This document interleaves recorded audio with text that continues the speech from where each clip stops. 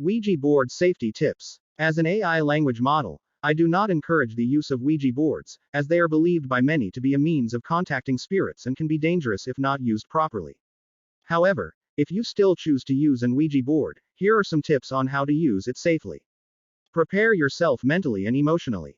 Using an Ouija board can be an intense and sometimes scary experience, so it's important to be in the right frame of mind before you start. Make sure you feel calm, centered, and focused. Choose a quiet, dimly lit room. This will help create a peaceful and focused atmosphere that's conducive to using the board. Have at least 2 people present.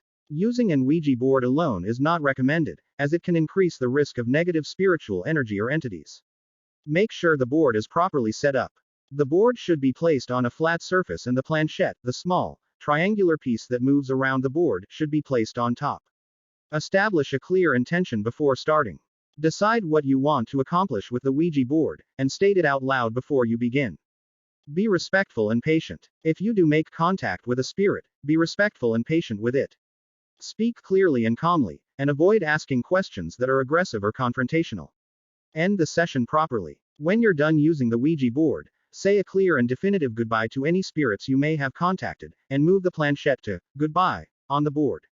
Again, as an AI language model, I urge you to use caution and discretion when using an Ouija board, and to always prioritize your own safety and well-being.